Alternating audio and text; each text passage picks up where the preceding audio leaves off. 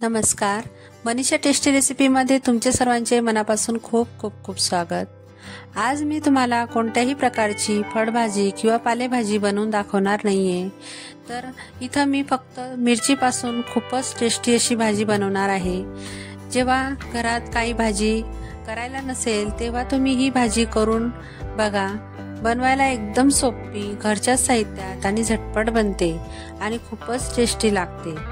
आणि ही भाजी आरामात तुम्ही 2 ते 3 दिवस फ्रीजमध्ये ठेवून खाऊ शकता. तेव्हा ही रेसिपी कशी करायची त्यासाठी हा व्हिडिओ तुम्ही पूर्ण बघा. आणि माझ्या रेसिपीज तुम्हाला आवडत असतील तर प्लीज माझ्या चॅनलला लाईक करा, शेअर करा, कमेंट करा आणि हो, सबस्क्राईबही नक्की करा. चला तर मग रेसिपीला सुरुवात करूया. आता अगोदर ही भाजी बनवण्याचे साहित्य आपण बघूया. तर इथं मी 8 ते 10 हिरव्या मिरच्या घेतलेल्या आहेत. इथं मी तिखट मिरची घेतलेली आहे आणि आपल्याला तिखटच मिरच्या घ्यायच्या आहेत. नंतर अर्धी वाटी शेंगदाणे घेतलेले आहे. इथं शेंगदाणे आणि मिरचीचे प्रमाण तुम्ही कमी जास्त करू शकता. नंतर कढीपत्ता घेतलेला आहे. नंतर थोडीशी कोथिंबीर घेतलेली आहे. नंतर 7 ते 8 लसणाच्या पाकळ्या घेतलेल्या आहेत. आता आपण शेंगदाणे आणि मिरच्या तव्यावर भाजून घेणार आहोत. तर त्यासाठी इथं मी तवा गरम करायला घेतलेला आहे आणि त्यावर मी आता शेंगदाणे भाजून घेणार आहे. तवा हलकासा गरम झाल्यानंतर शेंगदाणे टाकून घ्यायचे आणि खरपूस असे आपल्याला शेंगदाणे भाजून घ्यायचे आहेत. तर असं चमच्याच्या साहाय्याने व्यवस्थित शेंगदाणे उलटपलट करत राहायचे, म्हणजे ते एकसारखे भाजले जातात. या पद्धतीने आता इथं बघू शकता शेंगदाणे आपले व्यवस्थित भाजले गेलेले आहेत आणि त्यांना आता मी काढून घेणार आहे. तर एका प्लेटमध्ये हे थंड करून घ्यायचे आणि त्याची साल काढून घ्यायची. आता त्याच तव्यावर मी इथं मिरची भाजून घेणार आहे. मिरचीला भाजताना तिला उलटपलट करायचं आणि लो ते मीडियम गॅसवरच भाजायचं, म्हणजे त्या मस्त भाजल्या जातात आणि त्यांचा तिखटपणाही कमी होतो आणि त्यांना चवही छान लागते. त्यांना असे काळे डाग पडायला लागले की मिरच्या व्यवस्थित भाजल्या गेल्या असं समजायचं. तर या पद्धतीने बघा, काळे डाग पडलेले आणि आता ते व्यवस्थित भाजले गेलेले आहेत. तर मी त्यांना आता एका प्लेटमध्ये काढून घेणार आहे.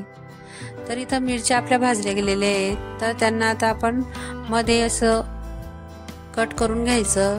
असे मिरचीचे 2 भाग करून घ्यायचे या पद्धतीने, म्हणजे मिरची खाताना व्यवस्थित लागते आणि ती व्यवस्थित खाल्ली जाते. तर मी आता सगळ्याच मिरच्या अशा या पद्धतीने 2 भागांमध्ये करून घेणार आहे. तर इथं मिरच्या अशा 2 भागांमध्ये करून झालेल्या आहेत आणि आता आपण साहित्य परत बघून घेऊ. तर इथं शेंगदाण्यांची सालही मी काढून घेतलेली आहे आणि आता शेंगदाणे आणि लसूण मी मिक्सरमधनं बारीक करून घेणार आहे. बाकीचे साहित्य आपल्याला भाजीमध्ये टाकायचं आहे. तर एका मिक्सरच्या जारमध्ये मी शेंगदाणे टाकून घेते आणि लसूणही टाकून घेते. आणि आता आपल्याला यांना जास्त बारीक पेस्ट वगैरे करायची नाही आहे. तर असं जाडसरच असं ठेवायचं आहे. हे बघा, आणि मी यामध्ये पाणी अजिबात घातलेलं नव्हतं. तर कोरडंच आपल्याला हे साहित्य बारीक करून घ्यायचं आहे. आता भाजी कशी करायची ते आपण बघूया. तर इथं कढई गरम करायला घेतलेली आहे आणि त्यामध्ये आता आपण तेल टाकून घेणार आहोत. तर साधारण मी 3 ते 4 पळे तेल टाकून घेते. तुम्हाला तेल कमी जास्त जसं आवडीनुसार तुम्ही करू शकता. आता तेल व्यवस्थित गरम झाल्यानंतर त्यामध्ये अर्धा चमचा जिरं टाकून घ्यायचंय. जिरं व्यवस्थित तडतडल्यानंतर त्यामध्ये आपण ज्या मिरच्या आहेत ते टाकून घेणार आहोत. अगोदर आपण मिरची भाजून घेतलेली होती. नंतर आता आपण तेलामध्ये तिला व्यवस्थित फ्राय करून घेणार आहोत, म्हणजे मिरचीचा स्वाद जो आहे तो भाजीमध्ये व्यवस्थित उतरतो आणि भाजी टेस्टी लागते. तर आपल्याला थोडंसं 1 ते 2 मिनिटं हे मिरच्या व्यवस्थित परतून घ्यायचे तेलात. नंतर त्यामध्ये कढीपत्ता आपण टाकून घेणार आहोत. कढीपत्ता व्यवस्थित तेलात झाल्यानंतर त्यामध्ये शेंगदाण्याचा जो कूट आहे तो आपण टाकून घ्यायचा आहे. त्यालाही तेलामध्ये व्यवस्थित आपल्याला परतून घ्यायचं आहे. या पद्धतीने मी सगळा कूट आता तेलात टाकून घेते. तुम्ही ही भाजी जर 1 वेळा कराल तर तुम्ही परत परत हीच भाजी कराल, खूप छान लागते. आणि जर एखादी भाजी केली तर त्यासोबतही तुम्ही ही भाजी खाल्ली तर तेही खूप छान लागते. आता हे व्यवस्थित तेलात परतून घ्यायचं आहे आपल्याला. या पद्धतीने गॅसची फ्लेम लो ते मिडियमच ठेवायची, हाय फ्लेमवर करायचं नाही, नाहीतर शेंगदाण्याचं कूट करपतं आणि ते भाजी बिघडते, व्यवस्थित लागत नाही। आता त्यामध्ये मी अर्धा चमचा हळद घालून घेतलेली आहे आणि परत एक वेळा हे व्यवस्थित मिक्स करून घ्यायचं आहे। आता हे 1 ते 2 मिनिटं परतल्यानंतर त्यामध्ये थोडंसं मी पाणी टाकून घेणार आहे आणि हे व्यवस्थित आता मिक्स करायचं आहे। आता इथं मी थोडी घट्टसरच ही भाजी बनवणार आहे। आपण साधारण चटणी करतो त्या पद्धतीचीच ही भाजी मी बनवणार आहे। तुम्हाला जर पातळ भाजी हवी असेल तर तुम्ही पाण्याचं प्रमाण थोडं जास्त केलं किंवा जास्त वाढवलं तरी चालेल। पातळ भाजी खूप छान लागते याची।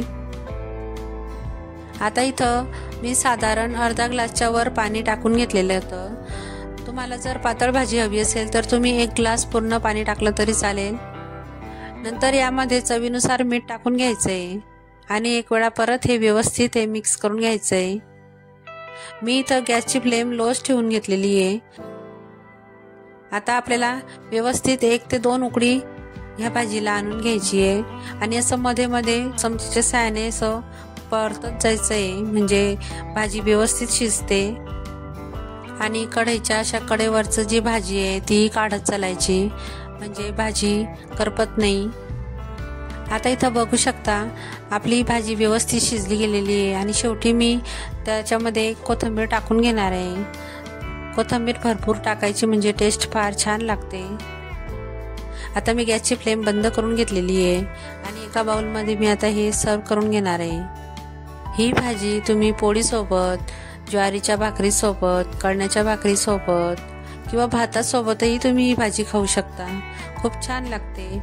आणि ही भाजी घट्ट जर बनवली आपण तर ती चटणी सारखीच लागते, म्हणजे एखाद्या भाजीबरोबरही तुम्ही ही भाजी खाऊ शकता। बनवायला आहे ना खूपच सोपी ही भाजी। जेवढी ही भाजी झटपट बनते तेवढी खाण्यासही खूप छान लागते। आणि आता उन्हाळा चालू आहे तेव्हा तुम्ही घरात जर भाजी शिल्लक नसेल करायला काही, तर ही भाजी तुम्ही करून बघा, सगळ्यांनाच फार आवडेल। ग्रामीण भागात तर ही भाजी 1 ते 2 दिवसाआड बनवून ठेवतात, सगळ्यांनाच फार आवडते। तर तुम्हीही नक्की ट्राय करून बघा आणि मला कमेंट करून नक्की सांगा। जर तुम्हाला माझ्या रेसिपीज आवडत असतील तर प्लीज माझ्या चॅनलला लाईक करा, शेअर करा आणि हो सबस्क्राईबही नक्की करा। चला तर मग पुन्हा भेटूया अशाच एक नवीन रेसिपी सोबत। तोपर्यंत मस्त खा आणि स्वस्त राहा।